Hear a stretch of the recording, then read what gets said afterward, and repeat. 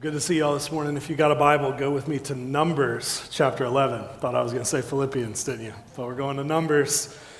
Still in this series through Leviticus and Numbers. Numbers 11 is where we'll get here in just a bit. Something that I probably do not talk about enough, I know that I do not talk about enough, is how much I love the city of Knoxville. Anybody else a fan of Knoxville in the room? Love it. In the 9 o'clock, 2 people got excited about it. It was very weird. So I'm glad you guys like the city of Knoxville as well. I would argue that the city we call home is a pretty fantastic place to live. It is by no means a New York City or an LA. But then again, most of the people that live here because they don't want to live in a city like those. It is a great city to live in, to be in. The weather here, I know Marcus joked about it earlier, the weather here tends to be quite tolerable, at least most of the year.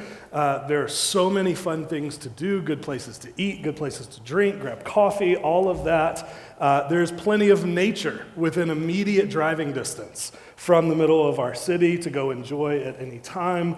Cost of living here is at least relatively low compared to a lot of other places in the country. I just absolutely love the city of Knoxville. However, one other thing that I love is complaining about the city of Knoxville, often. I love complaining about the traffic in Knoxville. It's amazing to me that you can hit standstill traffic on 40 West no matter what day or what time of day you're going down it. Doesn't matter, Thursday at 2 o'clock, rush hour traffic for no particular reason. You hit traffic any time of day. I live in Fountain City, so about 15 minutes north of here, and it's amazing that there's bumper-to-bumper traffic on Broadway just about any time of the day for no particular reason. It's just not a wide enough road. The Gay Street Bridge closed almost a year ago.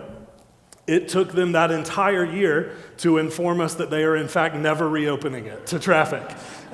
Some of you are hearing about that for the first time right now. Let me just give you a second to process that news. It's never reopening to traffic.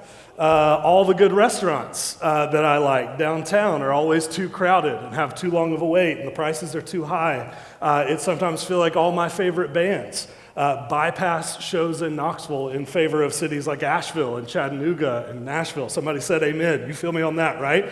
So another thing is we would absolutely love to sell our current house and buy another one, but all the houses that we want to buy are approximately $150,000 more than we are willing to pay.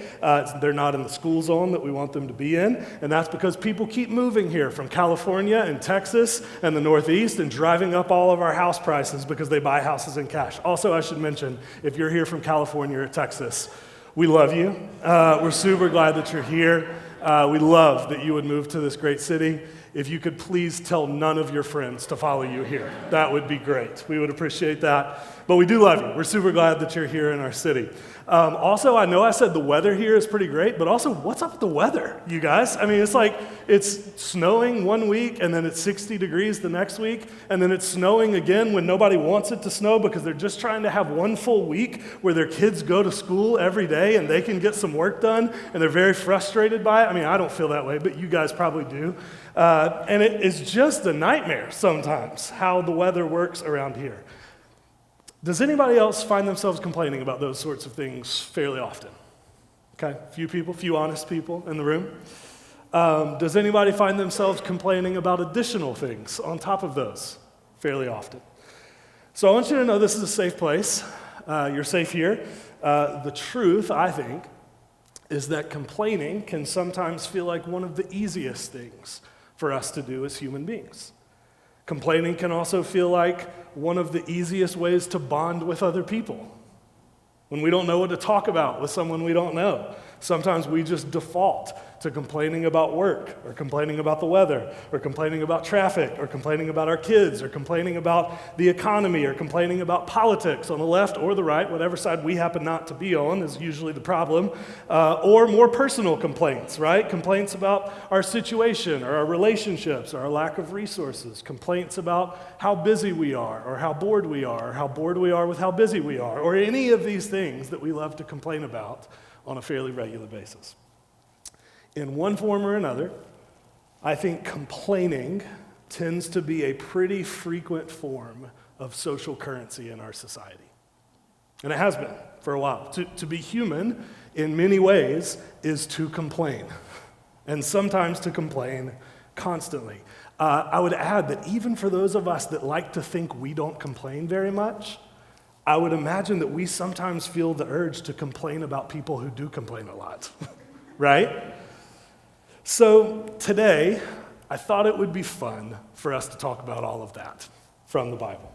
This morning, I want us to talk about complaint, what complaint is, why it's a problem for followers of Jesus, at least certain forms of it, and then how, if at all, to express complaint in healthier sorts of ways. That's where we're headed this morning. But before we did all of that, I needed you to know that I'm with you in it, okay? Sometimes, as a pastor, you get to teach people out of your strengths. So you embody Christ-like character in a particular arena of your life, and you get to help lead other people to become like Christ. Follow me as I follow Jesus, right? That whole idea. I hope there are times that I get to do that for you guys. Today is not one of those days. Today, what I would love is for all of us to just do our best to learn from the scriptures in this area of life together. Does that sound good? I probably should have asked that a different way. Does that sound tolerable to us, just given the content of today's message? So that's where we're headed this morning. Because believe it or not, the Bible actually has a good bit to say about complaining. And I would say particularly the books of the Bible like Exodus and Leviticus and Numbers, the books that we've been reading through as of late. And one of those places is a passage that you will hit this week in your Bible reading plan if you've been following along with us, and that's Numbers chapter 11.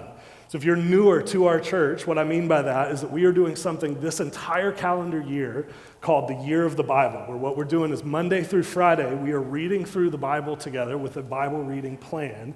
And then here on Sundays, we sort of talk about some of what we read or some of what we're about to read and try to wrap our minds around how to understand it. So today, we are going to spend time in Numbers chapter 11, which you will read on Tuesday of this coming week in your Bible reading plan. Now, for context, if you haven't been following along in the story, if you're not quite caught up in the Bible reading plan, no worries.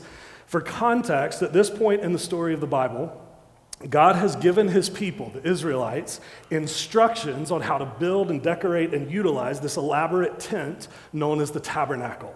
And this tabernacle was where God's presence itself would actually reside and would actually follow the Israelites through the wilderness everywhere they went, would go along with them, in other words. And a lot of the opening chapters of the book of Numbers actually describe all of that happening. So it would describe how the people would organize themselves around this tabernacle as they traveled from place to place throughout the wilderness. And the goal is that the people through all of this would grow to love and appreciate and honor the presence of God because of all of this happening, because of the great lengths to which he has gone to have his presence be with them. That was the intention. But that's where we hit a bit of a snag in the story, because we hit Numbers chapter 11 and we find out that that's not really how the Israelites feel about their present situation at all. They are not loving or appreciating or honoring God's presence among them. At least most of them are not. Things are not going well at all among the nation of Israel, namely because the Israelites have some beef with God about their current situation. They've got some problems with him. And that beef presents itself in the form of complaining. So to see what I mean, pick it up with me, Numbers 11, starting in verse 1. Here's what it says. Now the people complained about their hardships in the hearing of the Lord. Now, we're about to discover in just a bit that the word hardships there might be a little bit of sarcasm on behalf of the author, because the first hardship they're going to mention specifically is that they don't like the particular food menu that has been offered to them. So I don't know that it was exactly hardships. I think that might be sarcasm from the author. But for now, we'll just roll with it. The people complained about their hardships in the hearing of the Lord. The other thing I want you to notice about the first part of verse 1 is that phrase, in the hearing of the Lord. When it says that there, it's not abundantly obvious in the NIV translation, but the phrase used in the original language makes it clear that this was indirect communication between the Israelites and God. It was indirect. Most literally, it says, the people complained and the Lord heard it. In other words, the Israelites are not complaining directly to God, they are complaining in general to everyone else and no one in particular, and God happens to hear them complaining. That's the idea here, and that's actually really important detail that I want to circle back to towards the end. But for now, let's keep rolling. Second half of verse 1 in the passage. And when he, that's God, heard them complaining, his anger was aroused, and then fire from the Lord burned among them and consumed some of the outskirts of their camp. When the people cried out to Moses about this, he prayed to the Lord, Moses prayed to the Lord, and the fire died down. So that place was called Taberah, because fire from the Lord had burned among them. So I'm gathering from God's response here that he's not a fan of what the Israelites are doing. I say that because of the whole fire from the Lord consuming the outskirts of the camp part of the passage. So God makes his displeasure known at what the Israelites are doing, what they're saying. Fire consumes some of the outer square footage of the Israelites' camp. Moses intercedes for the people, and then the fire dies down. And if only the story ended there, but it does not. And the complaining from the Israelites does not stop either. Continuing in verse 4, the rabble, that's a fun word if you're looking for a vocab word for this week, the rabble with them began to crave other food. And again, the Israelites started wailing and said, if only we had meat to eat. We remember the fish we ate in Egypt at no cost, also the cucumbers, the melons, the leeks, the onions, and garlic. But now we have lost our appetite. We never see anything but this manna. So once again, the substance of this particular complaint from the Israelites is that the people don't like the particular type of food that God has been providing for them. Now, for context, if you don't know the story, they are complaining about manna, which is a type of bread or wafer that God would literally have fall down from the sky in the wilderness during the night, and the Israelites would then go and gather so that they always had food to eat, no matter what, without having to labor very much for it. And the passage actually tells us next in Numbers 11, that the manna was sweet, that it tasted really good. It was like a type of cake made with oil. So in my head, it's like Jiffy cornbread, right? Like that's what's in my mind. I don't know about you. Jiffy cornbread, but it also contained sustenance for them. Like it was good for them to eat, gave them energy, all of that. But the Israelites do not like this manna at this point in the story. They think this whole situation with the manna is a terrible setup for them, and they begin complaining about it as a result. They say that when they were in Egypt, they ate meat and onions and garlic, among other things, which very well may have been true about their situation in Egypt. However, when they were in Egypt, they were also enslaved to a cruel dictator who had no problem killing them at a moment's notice. So, if you ask me, given the choice between meat and slavery or Jiffy cornbread and freedom, I'm going with Jiffy cornbread and freedom every single time. Like that's my choice. They apparently felt differently in the story, so they start consistently, constantly complaining about this whole situation that they're in. The text actually says that they are wailing about it, which is a very interesting word. It says they're actually weeping out loud about the particular food that they've been given by God. So the way they're depicted here in the story is almost like a spoiled child who responds to any mild inconvenience with a full-blown meltdown. I don't know if any of you who are parents in the room have ever been in that situation with your kid.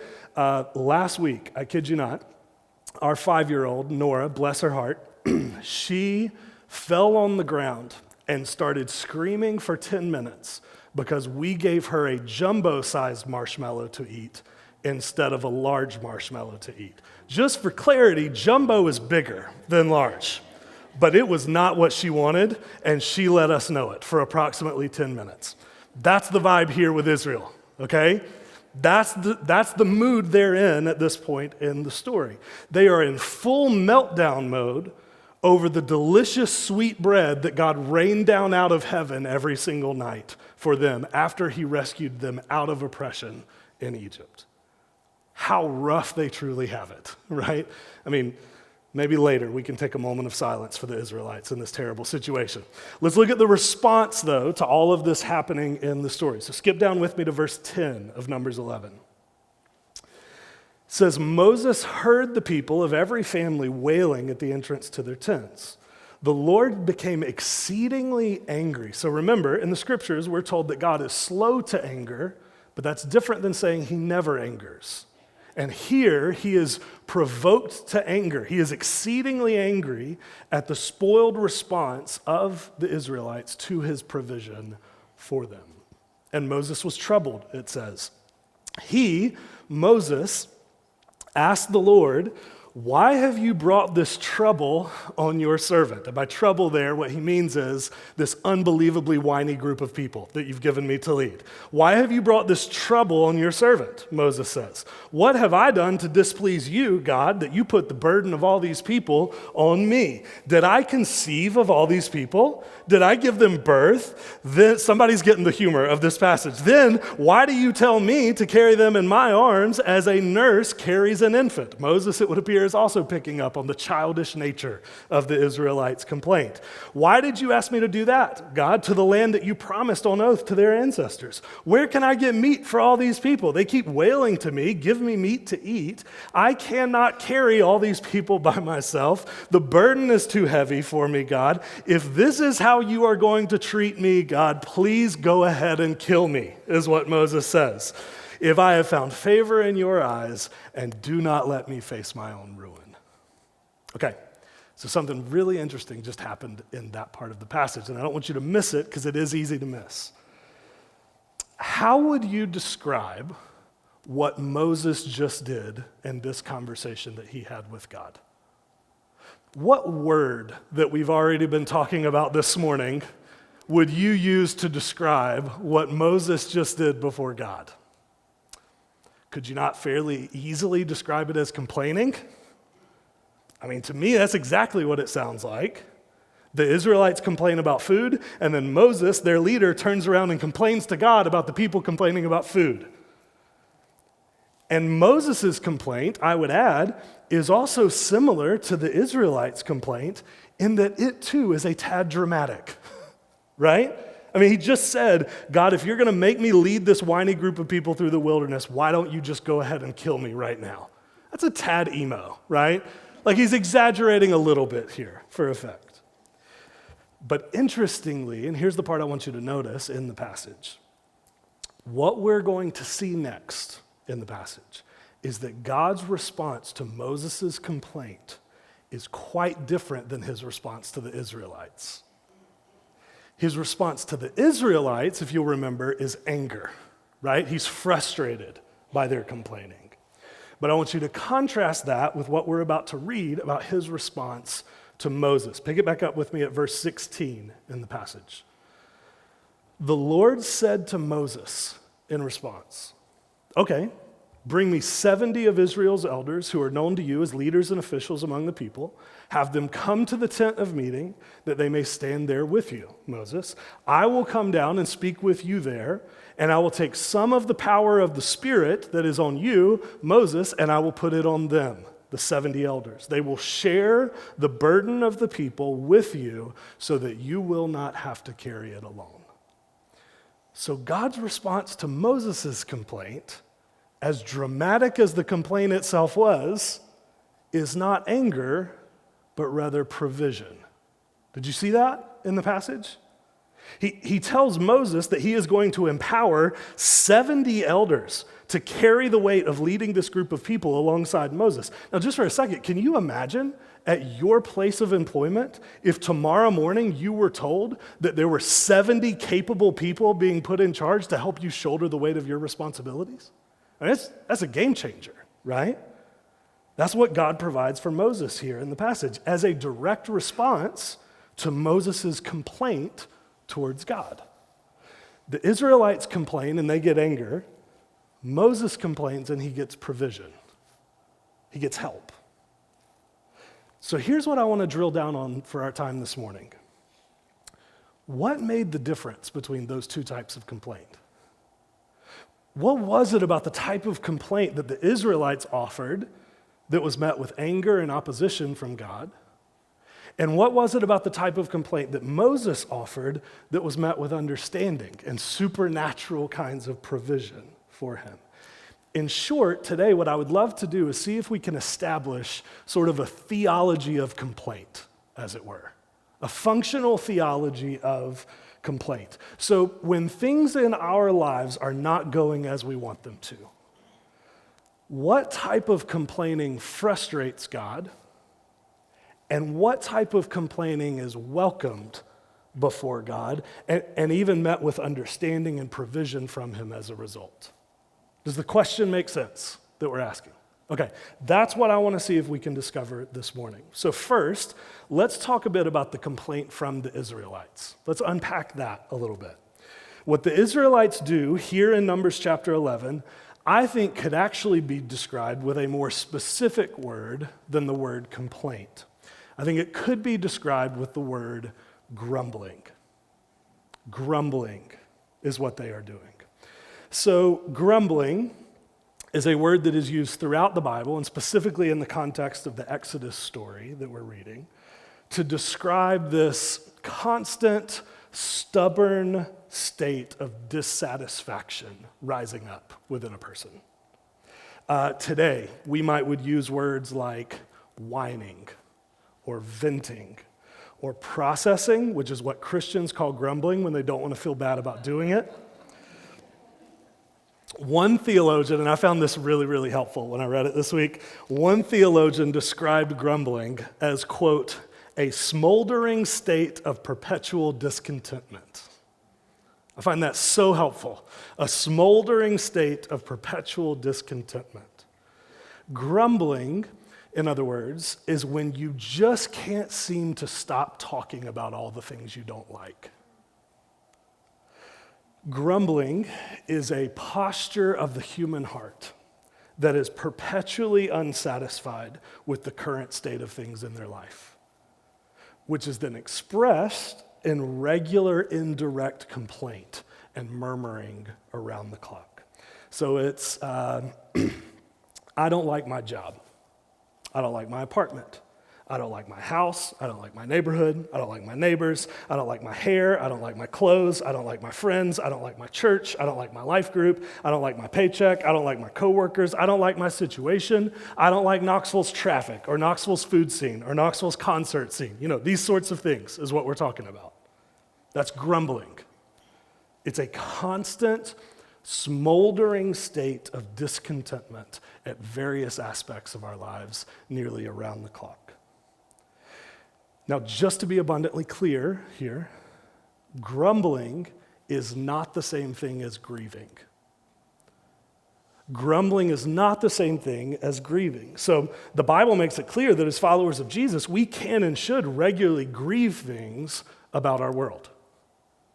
That's the expectation, the state of the world around us, things that are not as God intended them to be. So grieving, for instance, that we live in a world where people get cancer. Grieving that we live in a world where people often die and die way too soon and way too young and way too tragically. Grieving the impact that sin has had constantly on us and on each other and on our world. Grieving politicians that care more about scoring political points with their base than they do about serving the greater good. Grieving things like racism and sexism and hate that are so often so very common and evident in our world at all times is what it seems like. Grief and grieving is a built-in component to following Jesus. There's nothing wrong with grieving. I would argue as followers of Jesus, we should grieve. But there is something wrong with grumbling.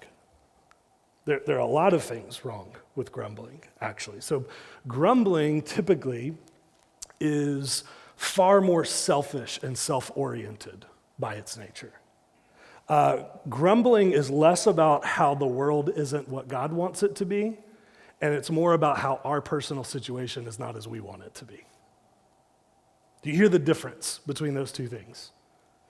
Grumbling is what the Israelites did in the wilderness when they didn't like that God was serving them the lunch menu instead of the dinner menu.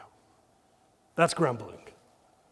It's what the Israelites did constantly, over and over again in the wilderness, every time something happened before them that was not their preference at the time. In 1 Corinthians chapter 10, Paul actually includes grumbling in a list of sins that he calls evil. Evil. Now, at first hearing, I think to some of us, that might feel a little bit strong.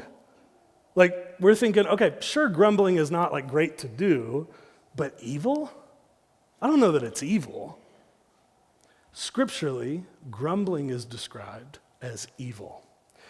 So if I can, what I want us to do for a bit is just give a few reasons scripturally for why the Bible might say that about grumbling. Why does the Bible say that grumbling is evil? I think there are at least a few significant problems with grumbling for a follower of Jesus to participate in. First, what I would say is that grumbling ignores God's provision. It ignores God's provision. So think with me about our passage from Numbers 11. The Israelites grumbling about the food that God gave them caused them to miss an absolutely vital realization about their situation. God provided them with food that tasted good out of the sky in the middle of the wilderness every day. That's a pretty incredible show of provision from the God of the universe, if you ask me. But the Israelites grumbling about it prevented them from seeing any of that for what it was. Similarly, for you and I today, when we are in a state of grumbling, when grumbling is our default response to our environment, it all but blinds us from realizing God's provision for us. All we can see when we are grumbling is what we don't have, what we don't prefer, what is less than what we want it to be, what is not what we want it to be exactly. And it prevents us from acknowledging any of what we have. In fact, I would argue that that is a dead giveaway that what we're doing is grumbling, is that when our situation substantially improves, our level of complaining does not improve. That's a dead giveaway that the problem is actually with us and not with God. Grumbling ignores God's provision for us. Second, grumbling misrepresents God's character. It misrepresents God's character. So in the story of Numbers 11, the people grumbling painted this vivid picture of a God who did not care about his people. A God who wanted them to suffer, wanted them to go without, wanted them to go hungry in the wilderness and starve to death. At one point elsewhere in the story, in fact, some of them actually say they believe that God brought them out of Egypt and into the wilderness in order to kill them. Now, question for you if you know the story of the scriptures. Are any of those things true about God? No, not at all. Are any of those things accurate descriptions of who God is, what God did, what he's like? No. But by talking about their situation in this particular way, the Israelites were painting a picture of God with their words and with their posture that was an inaccurate picture of God. It was a blatant misrepresentation of God and God's character and God's nature. Okay, so let me ask you a tough question. What picture of God do your words paint for the people around you? What picture of God do people get from the words that you use? So if people in your life, let's just say friends, coworkers, neighbors, classmates, people that don't follow Jesus that you come into contact with, if they could hear the types of things that you complain about, if they do hear the types of things that you complain about and the frequency with which you complain about those things, and then also found out that you were a Christian, what would they think that Christians believe about God? Who would they think you believe God to be as a result of your words? What picture of God would they end up with in their minds as a result? Because I'll tell you, if you complain about just as many things, and you complain about things just as often as other people do, as they do, wouldn't those people naturally conclude that there is nothing unique or transformative about following Jesus?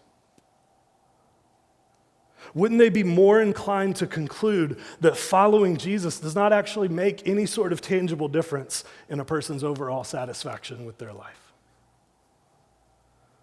But on the other hand, if we refuse to give in to a culture and posture of grumbling, we actually look substantially different from the world around us in a really compelling sort of way. So Jessa read Philippians 2 a few moments ago for us.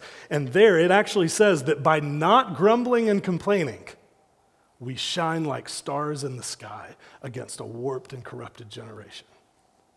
In other words, by not complaining, by not defaulting to grumbling, we look distinctly different from the world around us that does constantly grumble and complain. Some of us do not realize that by regularly grumbling and complaining about our lives, we are actually misrepresenting the character of God. And his character, I'll just tell you from the scriptures, his character is one of many things that God takes very, very seriously. Third, grumbling is considered evil in the Bible because grumbling is contagious. Because grumbling is contagious.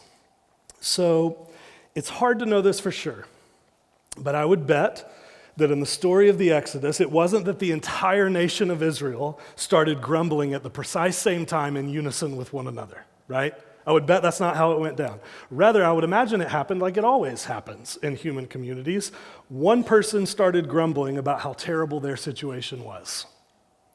And then that person was heard by their family, and their family went, you know what? I haven't thought about it until now, but our situation is pretty terrible, and I would also like to complain about it a bit. And then the families that lived near that family heard them complaining, and they thought, you know what? I've never thought about it either. Our situation is pretty terrible. I also would like to grumble about it. And before you know it, the entire community was grumbling about their situation that was actually a pretty good situation. That's how it typically happens. Grumbling is contagious. It always has been. In fact, here's how Hebrews puts it. See to it, it says, that no one falls short of the grace of God and that no bitter root, notice that language there, bitter root, i.e. a discontent, grumbling, complaining sort of posture. See to it that no bitter root grows up to cause trouble, and look at this next phrase, defile many. Defile many. A bitter, discontent heart, when vocalized, and especially when it's vocalized regularly, can very easily defile a whole community of people as a result. I've seen it happen time and time and time again. In 2 Timothy chapter 2, it actually says that godless chatter, which would certainly include what grumbling is, godless chatter can actually spread like gangrene within a community. That's a very intense, visceral way of describing how contagious grumbling is. If one person in a community lets their grumbling and discontentment go expressed constantly and unchecked, it doesn't take long at all before everybody around them and eventually a whole community of people are doing the very same thing. Grumbling is contagious, and that is part of why it's so harmful. Before long, everyone is joyless. No one can see the goodness of God because one person started grumbling constantly and didn't see it as an issue. So in short, there are a lot of problems with grumbling. It can ruin a lot of very good things. It can corrupt a whole lot of things that God loves and God cherishes. So it makes sense then that God would be so opposed to it happening. It makes sense then that it would provoke God's anger as a result because of how evil and how harmful it is. But I think all of that brings us to one final problem I'd like to set before you about grumbling. One other problem worth mentioning. I think one of the biggest problems with grumbling, especially looking at Numbers chapter 11, is that grumbling is indirect. Grumbling is indirect. So think back to the question we asked ourselves about Numbers 11. Why in the story was the people's complaint before God such a problem and Moses' complaint seemingly not a problem to God? Well, the biggest difference I see is that the Israelites' complaining was indirect. We're told that the Israelites complained in the hearing of the Lord. They complained in general, and God heard it. They generally complained and grumbled and murmured among themselves in no particular direction or at nobody in particular, and God happened to hear it going down. Moses, on the other hand, we're told, took his complaint directly to God. He prayed to God and said, God, here's the situation. Here's what's no good right now. Here's how it's impacting me in all kinds of negative ways. He took his complaint directly to the one who could do something about his complaint. That's the difference. So can I ask us a practical question? Why do we think we don't often take our complaints directly to God? Why don't we feel the freedom to do that? Why don't we do what Moses did here in the passage? Why don't we feel the freedom to take our complaint, our dissatisfaction, directly to the one who can do something about it? And maybe you would say you're really good at that, and you do it all the time. And if that's the case, great. I would love for you to teach me how to do it, because frankly, I feel like I'm terrible at it. And at least in my experience, a lot of Christians struggle to do that with any sort of frequency. So we do a lot of complaining in our heads and in our hearts and in our relationships and over coffee with people and on our social media feeds. But we often struggle mightily to bring our complaints directly to God. So why is that, do we think? Why don't we feel the freedom to do that? I'll give you my two best guesses. My first guess is that we know deep down that some of our complaints are not actually legitimate complaints. Now, maybe we know that consciously, like we're aware of it, or maybe we know it subconsciously. We just kind of feel it in our gut, right? I don't know which one it is for you, but my hunch is that many of us do not bring our complaints to God because we have a sense that a lot of them are somewhat superficial, shallow sorts of complaints. And part of us knows that if we brought those things to God in prayer, we would either realize how shallow they are, or we suspect God would call us on them. So it just feels better to just keep complaining in general to no one in particular so that we don't have to have our complaints challenged or confronted by someone who might be able to put them in perspective. See, the reality is that it does not take any humility to grumble. It does not take any humility to grumble. The only thing it takes to grumble is a belief that you're right in your complaint and a desire to keep believing that about yourself.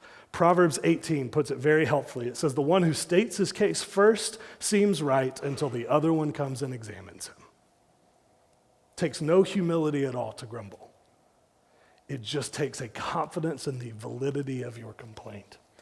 What takes humility is to present your complaints before a holy God. To go to God and say, God, this isn't right, is it? This isn't okay, is it? This isn't what you want, is it?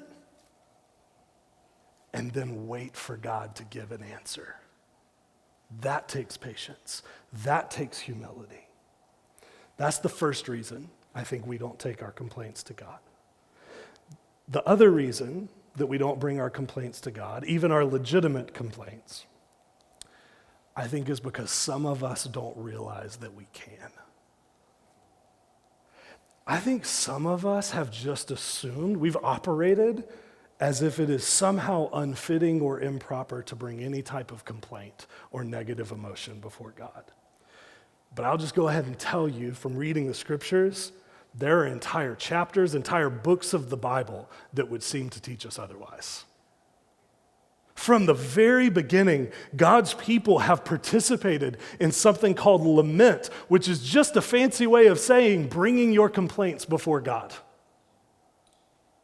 Now, generally, the complaints that we are reading about in the Bible as being lament are not the petty, self-oriented, grumbling type. Generally, they're more the grieving type that we talked about earlier. But at the same time, I'll tell you this, the beautiful thing is that you don't even have to be fully confident of what type of complaint it is before you bring it before God.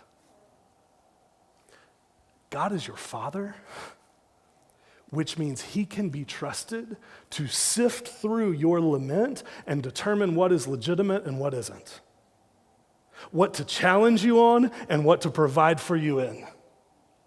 So here's what I'd say, when in doubt, lament. When in doubt about what your complaint is and how legitimate it is or isn't, lament before God. Take it to God. Cast your concerns, your complaints, your anxieties on the Lord because he cares for you, as 1 Peter 5 says.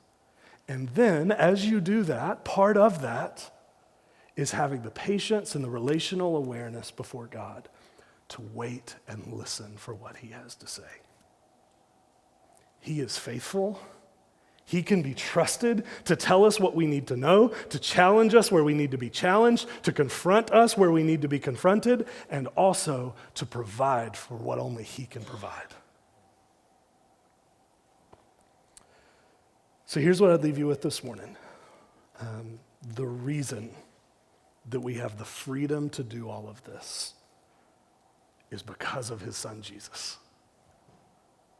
Hebrews tells us that because Jesus lived, died, and came back from the grave on our behalf, we now have the confidence to approach the throne of grace in our time of need. That's what we celebrate here every single Sunday through the bread and the cup at the tables around this room. Because of what Jesus did, because he goes and intercedes for us on our behalf, which is a fancy way of saying he prays for us on our behalf like Moses did for the Israelites. We can have confidence because of all of that whatever we bring directly to God in prayer will be heard by him. When we approach God the Father in the power and the presence of Jesus, we get to know that we will not be despised, we will not be consumed, and we will always be heard by our Father who hears his children. In the words of Lamentations, which is exactly what it sounds like, a book full of lament before God. It says this, I absolutely love this language. It says, because of the Lord's great love, we are not consumed. For his compassions never fail. They are new every morning. Great is your, God's, faithfulness. I say to myself, the Lord is my portion, and therefore I will wait for him.